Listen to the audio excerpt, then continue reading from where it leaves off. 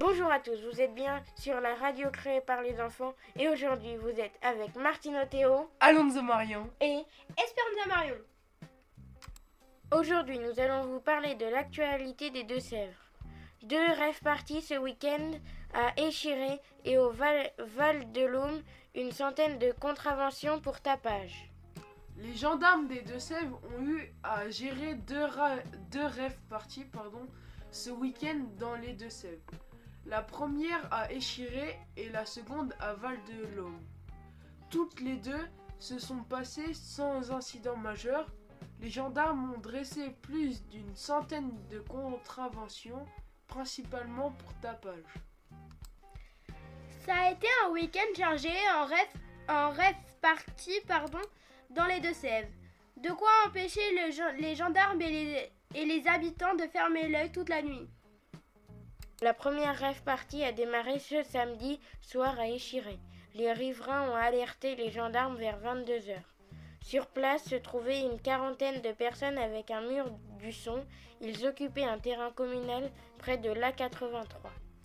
Une quinzaine de gendarmes sont intervenus et ils ont réussi à faire cesser la musique dans la nuit. Une trentaine de verbalisations pour tapage a été dressée, mais assez peu pour conduite en état d'ivresse.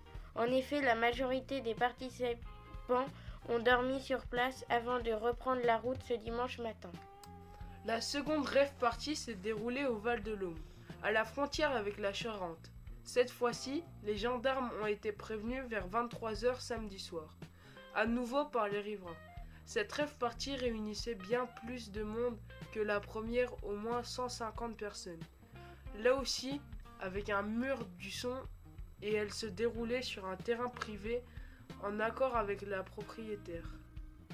L'événement a duré jusqu'à ce dimanche après-midi vers 16h.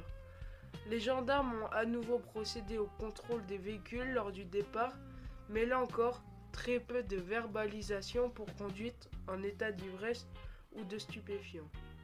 En effet, selon les gendarmes, cette rêve partie était très bien organisée, avec un médiateur mais aussi des éthylotètes et la présence de SAM pour ramener les participants à bon port.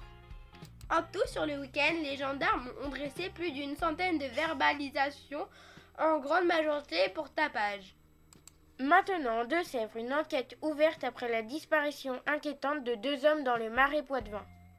Deux hommes de 47 ans sont partis faire un tour en barque sur la commune de Sensé, Deux-Sèvres, ce samedi 25 octobre et n'ont plus donné de signe de vie. Le parquet de Niort a ouvert une enquête pour